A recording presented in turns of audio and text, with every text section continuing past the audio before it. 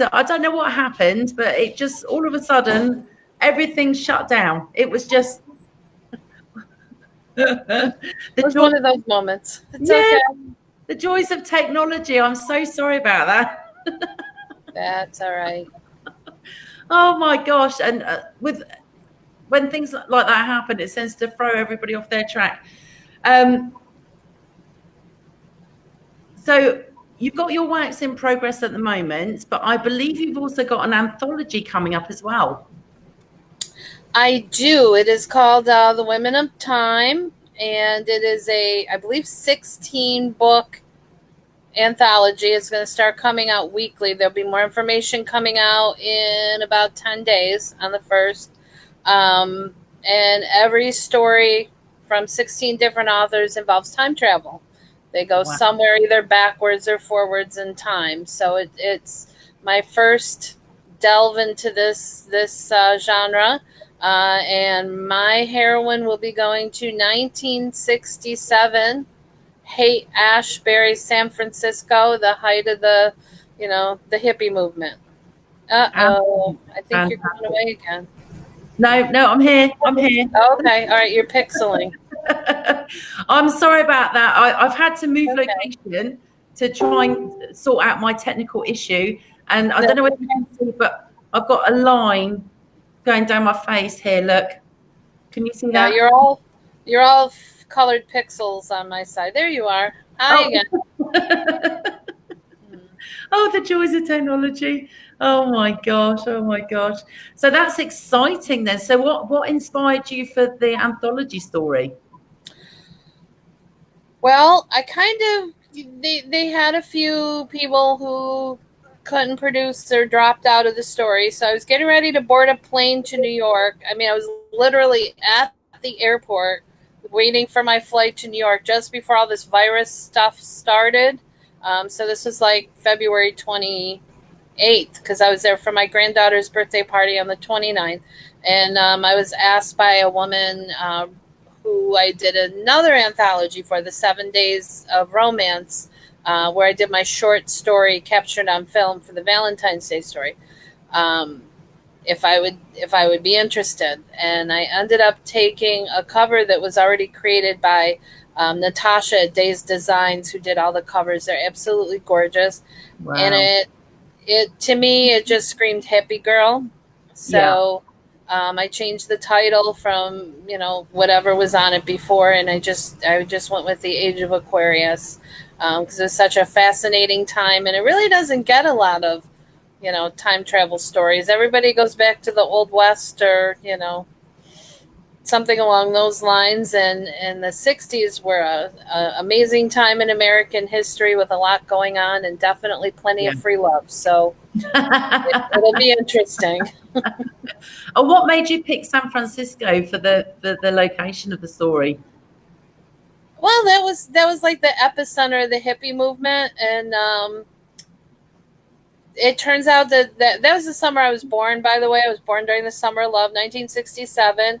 And I remember reading a story about a human being, and it was kind of a hippie festival with bands and with, protesters, and everything was about kind of like it is now, but they just did it a little differently back in the day, about, social awareness and women's rights and racial equality and free love. And it just seemed like there was plenty of material to work off of there. Oh, fantastic. I mean, you're absolutely right there. I mean, it was definitely a complete tidal change in society, wasn't it? It was. And, Vietnam, and then, there's just so much going on that it just had plenty of material to really, create an interesting character. And I mean, I'm taking part in an anthology at the moment, due to come out in December, and it's my first experience of doing that type of thing, and I think it's really good experience. Wouldn't you agree that it's a really good learning curve for authors? I think it is. It's a really good way to network and make some new friends and new acquaintances, and find out how other people do it. And also it gives you a chance to maybe connect with somebody who has the same kind of readers as you do. So you find their readers and they find yours. So it's definitely a good way to get your name out there. And then, hopefully this one goes well. I mean, I had a beautiful story and a beautiful cover with the 7 Days of Romance, and I'm just thrilled to be working with a lot of the same ladies and with Natasha, and I can't wait to get it out there. It's about 25,000 words done. I'm aiming for 55 probably. We'll see. And I have a beginning and an ending. It's just that middle part I have to kind of work on. So I actually have written the ending at this point. So I know where I want them to go. I just have to get them there. Fantastic. Now, see, I've tried planning. My first book, I just went with the flow. I had no idea what I was doing at all. Book 2, I tried to plan, and my characters just went off on themselves and had complete minds of their own. Now, when you're writing, especially when you're talking relationships and everything else, do you find that as you're writing, your characters want to go off in a completely different direction to how you'd already planned it? Yes, I think it's more organic that way. It's like it just happens. Sometimes, you're typing and conversations they're having are coming through, and you're like, "Huh, I didn't think of that." It just came out. It just flows, and that's a good thing. That's what you want them to do. You don't want it to sound planned or stilted. You need to make it natural. So, I'm very much the same way. It just happens. Yeah, absolutely. Now, obviously, I mean, you've published 10 books, including the short story and everything. Mm-hmm. What would you say are the most important things that you've learned through your publishing journey so far? Make sure you proofread it before you put it up on Kindle. That is 100%. Check, and recheck.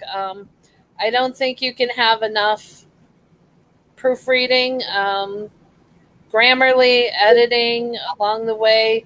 I didn't even know at that point what an alpha reader was or what a beta reader was. So, I made my mistakes the hard way. And I think if you're just getting started, you should probably learn from my mistakes. Okay. Talk to people who have been there and figure it out for yourself. But, yeah, that's probably the best advice I could ever give anyone right there is proofread. Yeah, absolutely. I completely agree with you because, like yourself, I've learned everything the hard way. I look like I've got a wing. My hair keeps going wrong. That's all right. I have frizzy Florida hair, so it's okay. Your hair is gray because I've been in quarantine too long. So we're all there, my darling. We're all there. I keep seeing all these videos of people doing their husband's hair and. Some turn out really good, and other ones, the husbands are like, oh no, I would never cut his hair. He would never forgive me for that. But yeah, I think most of us are sort of learning as we go along, and I don't think it matters how many books you've got already published. You're still learning constantly. But you're absolutely right. Research and getting in contact with people you can learn from is definitely the way to go. I think that's one of the reasons why I was so happy to get involved with the Writers Rock group and the Writers Rock Readers group, because it's such a wonderful way to support each other, get support ourselves, spread the word, spread the love, and to ask. I mean, you can ask somebody, ask a question and you get 100 responses in minutes. It's pretty amazing, and it's great to just have that support. Yeah, absolutely. And it's lovely that people are actually getting involved and engaging and talking and as you said, actually helping each other. It's just absolutely wonderful. So when you're not actually writing, who are your favorite authors and what sort of genre do you read? I read everything. I've been a reader. I mean, when I was like 12 years old, my sisters are 20 years older than I am. I was surprised. So my sisters would send books to my mother's, and I would read them. So I was reading John Jakes in like 6th or 7th grade. And I have been, Clive Cussler is one of my all-time favorite authors. I read all of Sidney Sheldon by the time I was done with middle school. Well, they were still reading, Goosebumps books, and I was already, light years ahead of where everybody else was, and where I probably should have been, because some of those were kind of adult themes for 13 years old. But hey, I love, there's so many, so many amazing authors out there. And I just actually did a character interview for Chrissy Daniels on my blog, and I literally went fangirl. I was so excited that she would do that, because I love her Truck Stop Titan series. They're amazing. I love Scott Hildreth. I think his books are incredible. They're very hardcore, and it's unique to have that male perspective, but still, have all the components that I look for in a great book. So I read everything from sci-fi to biography. My all-time favorite book is The Count of Monte Cristo, and that was written in 1240, something like that. So, yeah. So I mean, I love to read. It's always been my thing. My Kindle goes everywhere with me. You and me both.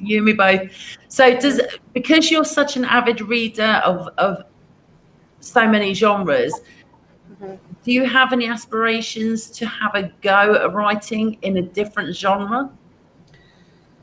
Well, I have been working on a non-romance book for a while, and I kind of set it down for a little while. I want to rethink it a little bit. But to me, it's harder to market it. I don't know exactly what I'm going to do with it. I don't know if I'm going to shop for an editor, or if I'm going to self-publish it. But it's a crazy story, kind of a tongue-in-cheek, sarcastic. He's a 911 operator by day, and of course, it's a shitty job. I know I did it. And by night, he has to make fetish porn to make ends meet, and because they have better insurance and 401k. So it's kind of a very tongue-in-cheek story, but it's totally out of the romance realm. So we'll see what I do with that one. But intriguing. I love romance books. I'm still a romantic at heart, so that's why I kind of feel like I end up in here. So I'm just trying to combine them with other things, with dystopia, with so it's not just boring. So I try to keep them fun and interesting and different. I haven't really found that one niche. Some authors are strictly sci-fi, some authors are strictly MCs, some are strictly paranormal, and I haven't really found one that I could see myself doing forever. So that ADD kicks in, and I just go off in a million directions. It's very. I'm just checking, because I think we're getting messages, but I'm just checking now. No, I'm just bleeping. Sorry. It's nice that you can use that experience though from previous jobs to incorporate that in your book. Obviously, to make it, it's going to be a lot more realistic. You're going to be able to give such a good description of what that sort of job is like, and and involve that role. I think that's just absolutely wonderful. It's just crazy. But so who would you say has inspired you the most? Not just authors, but just in your publishing journey.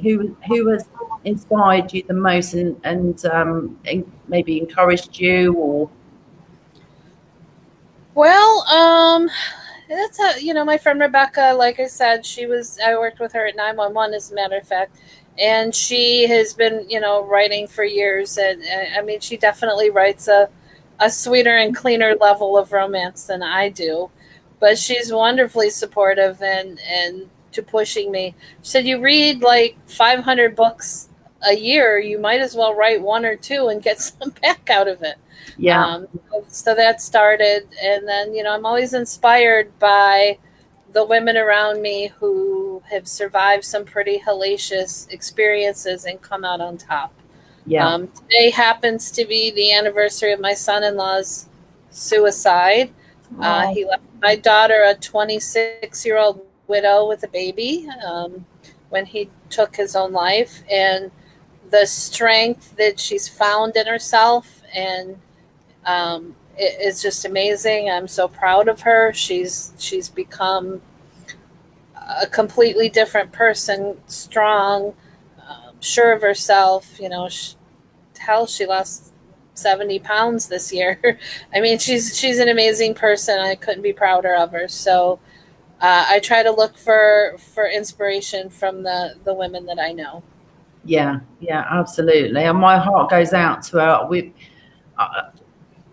our friends. We've had three friends die from suicide since my husband and I have been together, and I think there's hardly any warnings, noticeable warnings No. before it happens. People Yeah. are so secretive when they are so depressed. I agree. I mean, he had demons we just never knew about. He was Yeah.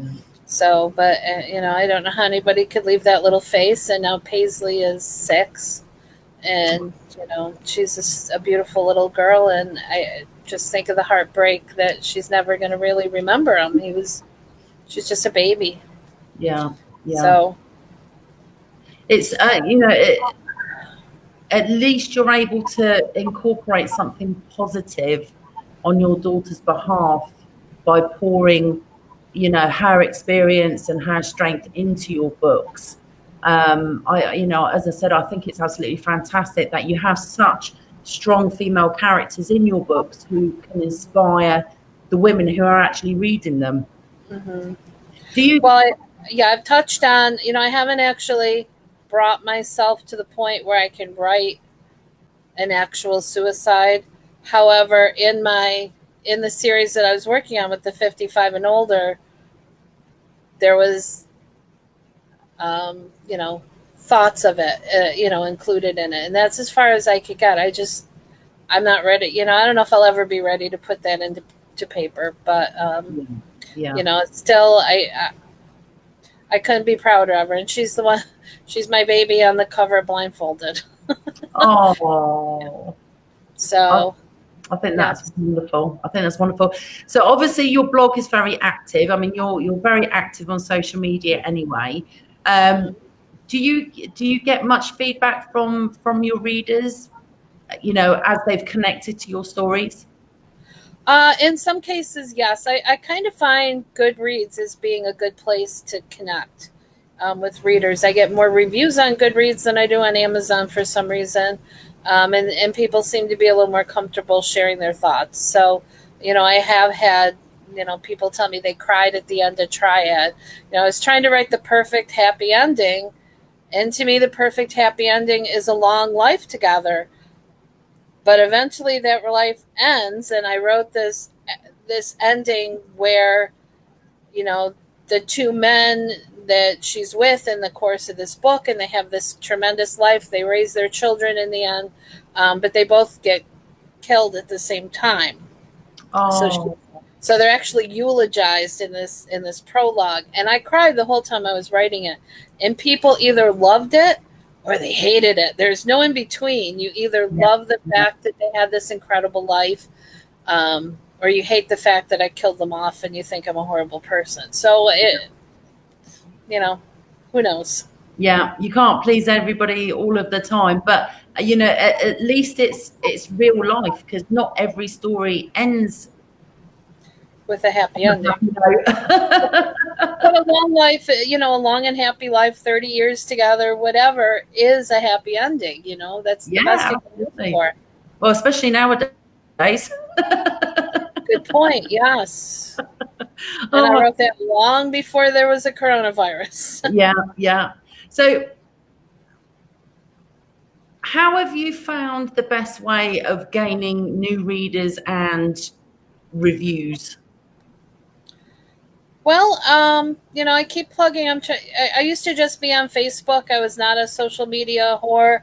I'm trying to build up my Instagram, and I've recently started building up Twitter. I never tweeted, I never did all that. And I'm it's trying to build up. Some of those people have hundreds of thousands of followers. Yeah. So, I've really started to get into that, and they do what they call writers lifts every couple days. Somebody will say writers lift, and you hashtag it, and you get more people. So, I'm trying to build off of that, but I really want to build the kind of readers who are like, oh, yay, she's got another book out. I can't wait to read this one. I should be probably better with my newsletter, but I don't read the ones I get in my own email, so I don't think that's the best solution. I kind of feel like my blog is an interesting way to go because it's a little bit different than other people's. Yeah. Plus, when they come in, they find new authors to read, and I sneak my own in there every once in a while. So, quite right. Yeah. Yeah. My daughter told me I need to have cards made up so I can hand them out to people. Because she always tells everybody, read my mom's dirty books. So I told her I'd have some cards made for her so she can hand them out to people. So we'll see. That's fantastic. So obviously, with the, it's a tricky one because of the virus and everything at the moment. But what are your long-term plans? Are you hoping to just keep going with your writing career, or are you looking to start your own publishing small press, or what are your long-term plans? That's too much as long as I'm still working, and I love my job. I need to work full-time because frankly sitting home is not doing me any good. So I need to get out and be busy. And like I said, I do love my job. I work with amazing people at the police department that do the toughest job in the world every single day with a smile on their face. So I'm just going to keep writing. It's my quote unquote side hustle, as they call it at the station. And I'm just going to keep doing what I do for as long as I'm able. And, maybe by the time I retire, I'll have a publisher. Who knows? I've considered trying to go that way, but I just love getting the voices out of my head and onto paper. So yeah, absolutely. So when you started publishing your books, did you just go through Amazon, or did you go through a company to do it for you? How did you do it? No, I did it all myself. I still do it all myself. I have, considered putting them out at different sources at, Kobo and all these other places, but I feel like I'm just mastering Amazon, and I want to get that right first, and then, maybe I'll put it out there elsewhere, but then that changes the whole game because you can't be on Kindle Unlimited.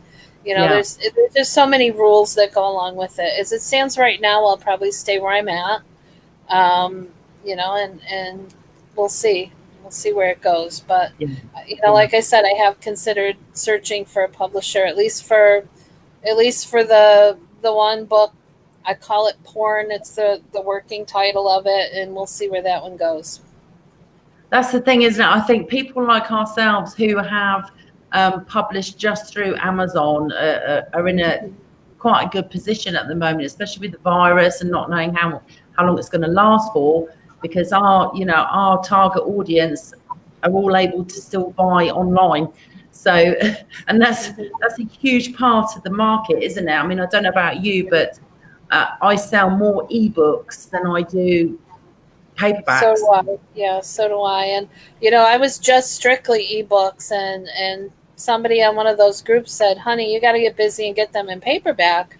There are still plenty of people out there who buy paperbacks. And I mean, I haven't sold a million of them by any means, but there are still plenty of people who want to purchase, a book for their bookshelf. And, I have hundreds of them myself. I understand that need. So, I'm trying to reformat, you have to do a lot to get them ready for paper, so I'm working my way through that. And I've got a couple of them, I think Jules and Triad and nesting and probably captured on film. Oh, my agent provocateur, the really spanky dirty one, is on papers. For all you 50 Shades fans. Well, I was trying to get in with a publishing group that specifically, I'm not going to say their name, but they specifically prefer books that are, spanky daddy kind of books.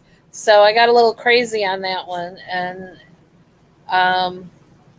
they said it was too hardcore. Oh.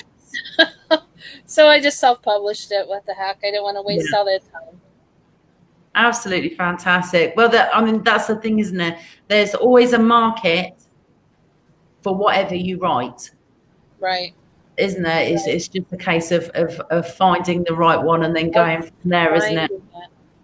Yeah. Yes. Yeah. Discovering your market is that's what it's all about. So I love the fact that you do these character interviews and everything else, because as you said, it's a great way of people finding you and also discovering new via your blog. So I would definitely, if we can add your blog underneath the video after we finish, that would be absolutely fantastic. And for people who are watching, I'm sorry about our technical difficulties, but you can ask Clairissa any questions underneath the video. You can join me on my Facebook page, which is Clairissa Sinclair's Sin Wagon. And there's a link to my blog there. Can I give all my social media links? What we'll do is we'll put them all underneath the comments. Okay. And that way people can just click and go straight to them, if that's all right with you. And it just makes it easier. Yeah, I have a link tree, so it makes it a little easier to find everything. I was going to ask you about that, because that isn't something that I've actually done myself. But is it worth, for obviously other authors that are watching the interview, is it definitely worth doing? Yeah, it's easy and it's free. So it's just easier, everything's in one spot, whether it's my books, my Facebook page, my Instagram, it's just all in one spot. So people can jump around because people just love to follow you on social media. So, and we love it, don't we, Clairissa? I have way more friends on my author page than anything else. I know. It's funny because I think that most of us authors are the most avid bookworms as well. Mm-hmm. That's true. Yeah, the readers are the writers. So confessions. So many wonderful ladies. It's fascinating to talk to the ones. And I still, like I said, I get a little fangirl. I'm so excited when one of them tells me they read my book. I'm like, oh, yeah. I know exactly what you mean. I know. I interviewed a lovely author called Darlene recently, and she actually messaged not yesterday, before, to say she was halfway through my first book, and I was like you. I was like, oh my gosh, she's reading it. I was doing the happy dance in my kitchen. Yes, I understand. Believe me. So before we go, you've got to give us a confession. How big is your TBR pile at home? Oh shit, I don't even know. Let's see. It's too big. I lived in upstate New York for most of my life. And once a year, the Penguin Publishing Book House, their warehouse was out there. And they would have book sales where it was 90% off the cover price. And you had to, oh my God, you had to stand in line in the sub-zero February weather to get into the sale, and people would bring suitcases and dollies and wagons, and you would just fill it up with so many books, and it would be like $32, and you'd have like a mountain of books. And I'm pretty sure I still have piles of books in their little taped up Penguin boxes that I've had. Because, now I read more on my Kindle. I've lived in 3 states. And it's just so much easier to throw my Kindle in my purse than it is to load up my bookshelf. Yeah, absolutely. But there's always something new to read. I can always find something somewhere to read. So yeah. Oh, I'm the same as you. And with your Chihuahuas, you've got plenty of little reading companions as well. I do. Clairissa, thank you so much for joining me today. Well, thank you for having me, Beth, despite the issues. It's been an absolute pleasure, and I have to say that you and I have a few things in common as well, because I like going to flea markets and doing antique stores and stuff like that too. So maybe that's nice. Yeah. You come to Florida, I know where they're all at, but yeah, definitely. I think I might have to hit you up next time we're down that way. Yes, outside of Tampa, but oh my God, now I'm having withdrawal. There's no auctions. There's no flea markets. It's horrible. On the bright side, I don't know about you, but I'm saving quite a lot of money each weekend because I can't go out and see it. I have. But you know what? There's this horrible thing called eBay, and they bring it to you. So I have my Fiesta Wear marked for when my stimulus check comes in, so I could stimulate the economy through eBay. You're doing the nation a service. That's right. It's my duty as an American to buy more Fiesta Wear. That's what I tell my boyfriend. He doesn't believe it. I love it. It's an investment. You'll get your money back eventually. It is. It's my children's 401k.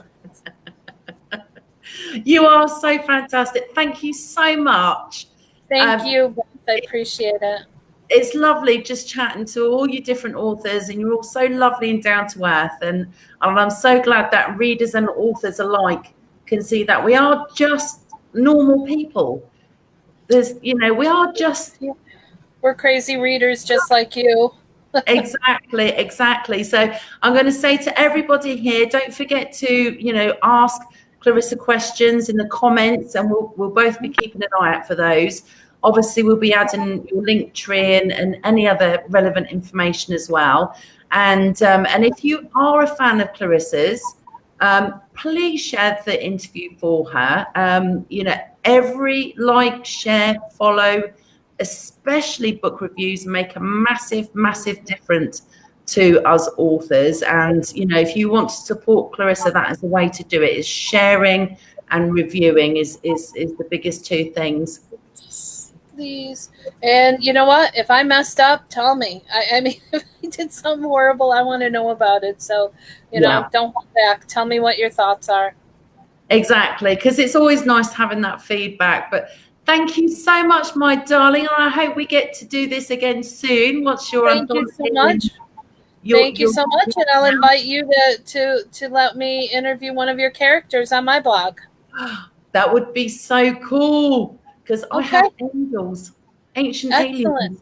I love aliens. I love sci-fi, so I would be thrilled to do it, and I will get in touch with you then. Oh, that'd be fantastic. Thank you so much for joining me today, my darling. And thank you. I can't wait to do it again soon. Thank you. Bye, everybody. Have a good night. Stay safe. Love you millions. See you soon. Bye-bye. Bye, darling. Thank you, everybody, for joining. Unfortunately, none of your questions or anything showed up, unfortunately, but please put them under the comments. I hope you've enjoyed today's session, and my apologies again for the technical difficulties. It's one of those things. At least it's real and it's live and everything else. So thank you very much, and hopefully we'll see you for the next author interview. See you later.